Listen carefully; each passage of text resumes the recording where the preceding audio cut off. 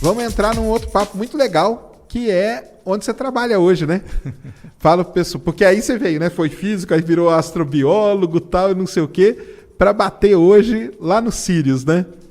Eu trabalho no Centro Nacional de Pesquisa em Energia e Materiais e mais especificamente no acelerador Sirius, que fica lá em Campinas, né? Aqui em São Paulo. Isso. Que é um baita de um equipamento que a gente tem no Brasil, né? É o maior, é o único acelerador síncrotron da América Latina e um dos mais avançados do mundo atualmente, né? Então é um síncrotron de quarta geração. Existem 3 no mundo em operação atualmente de quarta geração. O Sirius é o segundo a entrar em operação. Legal. Aí vamos entrar com o pessoal. Porque lá em Campinas tem o famoso LNLS, né? Que a gente fala, né? Sim. Que é o Laboratório Nacional de Luz Síncrotron, né?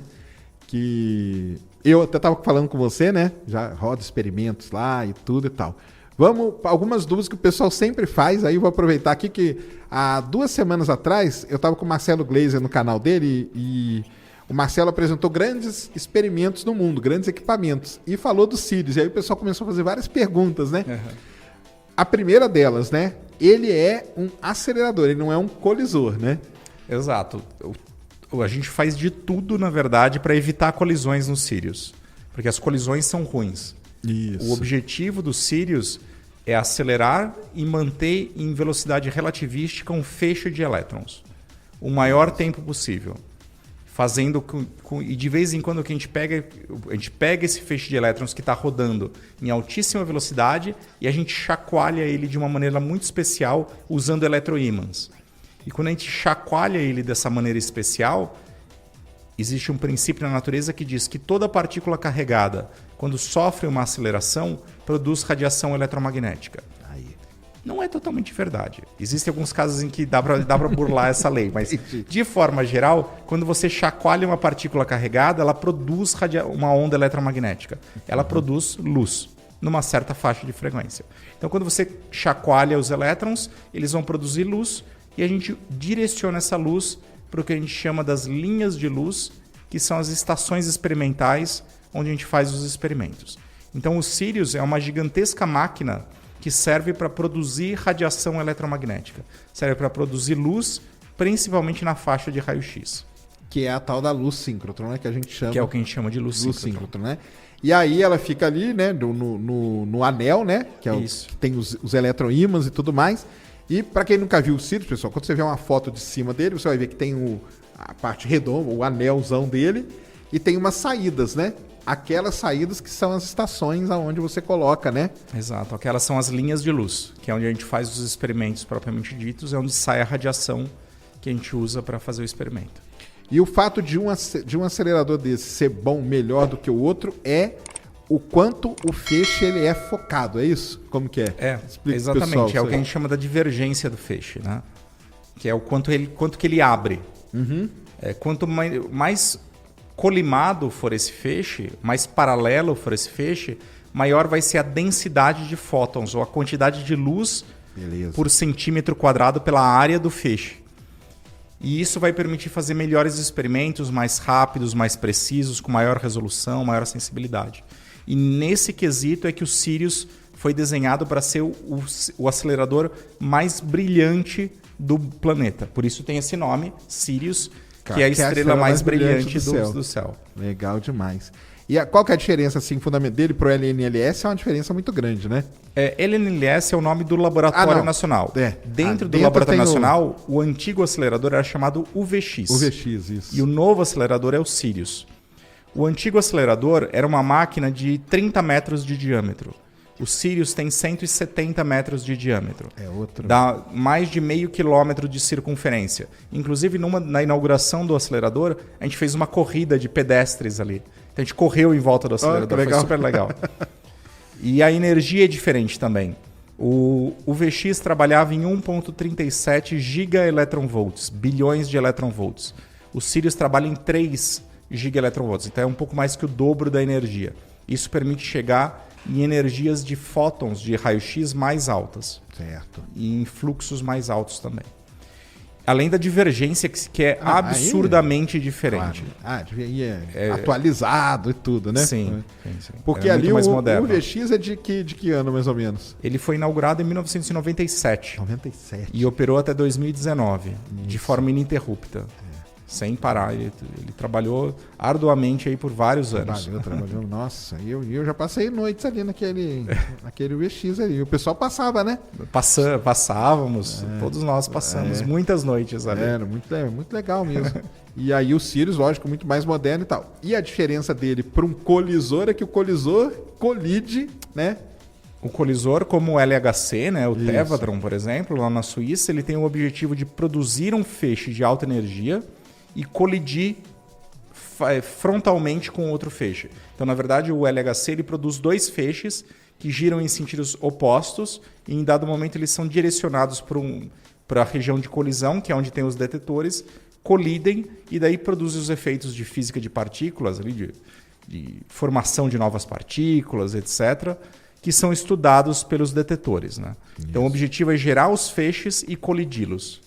E as energias do Tevatron são muito mais altas. Né? Ele tem esse nome, Tevatron, porque ele chega a 1 TeV de energia, que é 1000 vezes mais alto do que o giga, né? Do que o giga, do que o que a gente tem aqui no Sirius. Então a energia do LHC é 1000 vezes mais alta que do Sirius e ele trabalha com partículas que são 2000 vezes mais pesadas do que os elétrons, que são os prótons. Por conta disso, ele tem que ser muito maior. Por isso ele tem 30 quilômetros.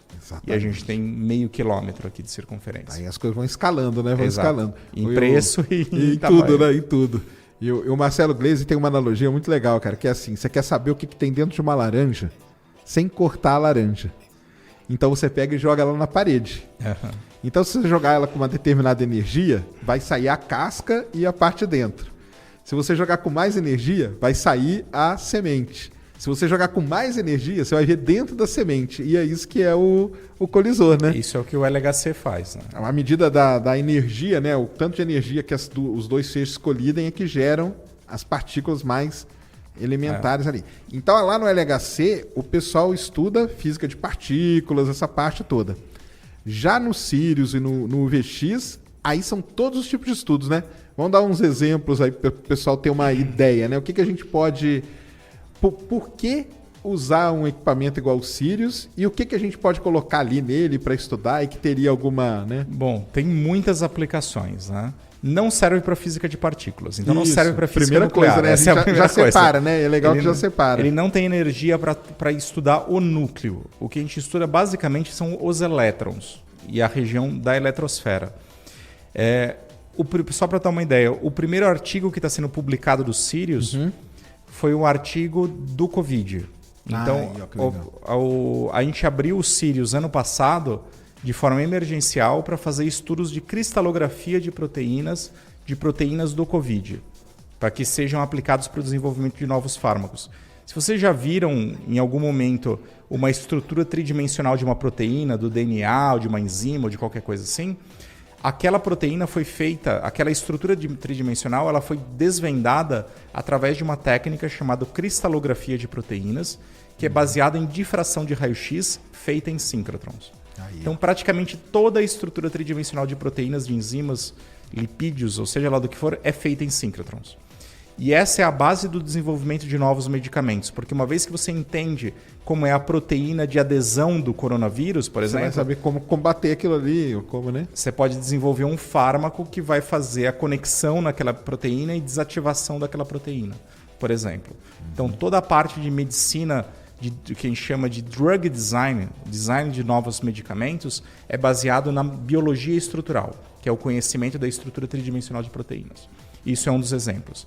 O outro exemplo que a gente estava conversando aqui são as rochas do pré-sal, né? Isso, as rochas do pré-sal rodavam ali no VX, isso mesmo. Então, a gente tem um trabalho muito grande com a indústria de petróleo, com a Petrobras, a Shell e outras indústrias, para desenvolvimento de técnicas para estudar a estrutura tridimensional de rochas em micro e nanoescala.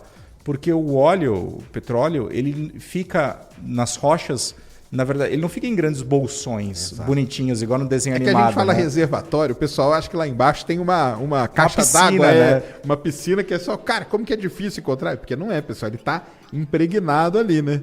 Exato, normalmente são rochas porosas onde o óleo está impregnado, misturado com água dentro da rocha. Isso. Então a gente precisa desenvolver metodologias para bombear esse óleo para fora. E daí tem várias técnicas, né? Pode injetar CO2, injetar água salgada, que expulsa o óleo para fora. E para isso você precisa conhecer muito bem como que é a porosidade, como que é a morfologia, a conectividade desses poros para permitir a saída do óleo. E isso a gente pode fazer por tomografia de raio-x, que permite uma visão tridimensional do interior dessas rochas. É isso mesmo. Isso é um exemplo. Outro exemplo.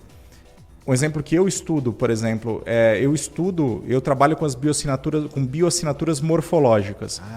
Então eu estudo rochas extremamente antigas e com sinais de vida ali presentes, com pedaços ou formas de células preservadas no interior dessas rochas. E para isso eu também faço uso de técnicas de tomografia, mas tomografia em nanoescala, que a gente chama de nanotomografia, ou uma técnica nova que chama pticografia, que permite estudar a estrutura de uma única célula dentro da rocha, sem eu precisar abrir a rocha nem nada. Eu tenho resolução espacial para entender a estrutura de uma única célula.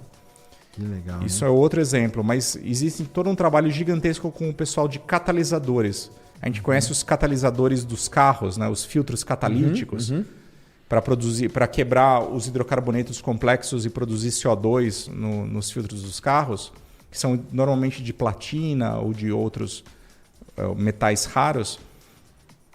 Mas existem catalisadores para tudo. Existem catalisadores que estão na moda hoje, por exemplo, para fazer reforma do etanol, que é produção de hidrogênio a partir do etanol. Você pega etanol, por exemplo, etanol de uma fonte renovável, de cana-de-açúcar, e você usa um catalisador baseado em nanopartículas de algum metal, existem cobalto, existem vários metais que são bons para isso, e produz hidrogênio a partir dele. E daí você usa o hidrogênio como combustível limpo. Porque quando você queima hidrogênio, você produz água. Exato. Então é um excelente da poluição isso. Então, em vez de você queimar o etanol e produzir CO2 e outros subprodutos, você queima e produz água. Você queima ali o hidrogênio, isso aí. Queima hidrogênio. Só que para isso você precisa produzir esses catalisadores. Então no síncroton a gente consegue estudar o funcionamento desses catalisadores e melhorar esse funcionamento e desenhar novos catalisadores também. Legal demais. E existem muitos outros estudos que são feitos. Então, isso que é legal, porque aí você tem, só para deixar claro, né? Lá no colisor é a parte de física de partículas, física nuclear.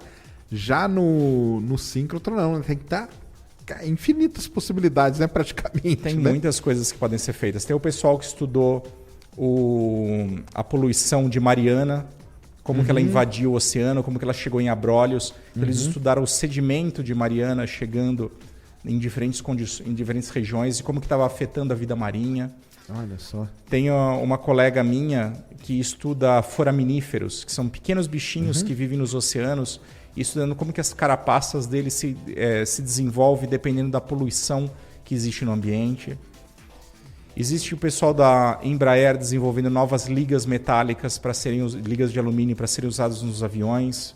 Enfim, legal, e muitas demais, outras. Né? E o estado do Sirius atualmente é o que? Ele está operacional em fase de comissionamento. Então a gente tem uma linha atendendo usuários externos, que é a linha Manacá, que faz cristalografia de proteínas, e a linha que eu coordeno, que está abrindo agora, que é a linha Carnaúba. São as primeiras linhas de luz que estão abrindo. E em breve a gente vai abrir de tempos em tempos as outras linhas. Mas já está operacional, a gente já está fazendo experimentos, fazendo testes e começando a receber os primeiros usuários. Como eu já falei, eu espero receber você em breve, né? Vamos conversar. Vai fazer experimentos lá. Legal demais, é sensacional, cara. É um equipamento assim que muita gente nem, né, sabe que às vezes até passam do lado ali, né? Não dá para passar muito do lado, né? Porque ele fica mais... Mas o pessoal fala muito, né? Que o pessoal quer saber, né? O que está acontecendo, tá. E o pessoal tá lá, operacional, e tem muita coisa para ser feita nele ainda, né? Vai gerar muito conhecimento, né? E quem quiser conhecer, a gente está lançando alguns webdocs que estão online. Então entrar na nossa página. Aquele esquema do... Como que é? Que ele fica aberto, como que chama? Agora não está por causa da pandemia. O Ciência Aberta. Ciência Aberta, isso mesmo. Uma vez por ano, nos tempos pré-pandemia, a gente abria todo o laboratório para a comunidade ir visitar. Então a gente recebia milhares de visitantes por dia e era fantástico, era um fim de semana muito legal. A gente recebia todo mundo para ir conhecer o acelerador por dentro, ver os detalhes, ver os experimentos. A gente está fazendo um tour virtual que vai entrar online em breve. Ai, que legal. A gente estava gravando, enfim, deve entrar no ar em breve, mas a gente já tem esses webdocs no nosso canal do YouTube, do CNPEM, que estão disponíveis também. Ah, então. Aí Que quem tem uns quiser, vídeos, pega né? lá. Web documentários. São pequenos documentários, aí explica o funcionamento, Exato. tudo dele, né? Ai, que legal. E quando acabar a pandemia, quando voltar mais ou menos ao normal aí, será que volta o C? Volta, né? Volta sim. Volta, né? Com Porque é certeza muito- volta. Tem uma demanda muito grande, assim. Tem, né? O Brasil tem uma demanda reprimida por esse tipo de atividade, né? De atividade educacional, de visitas.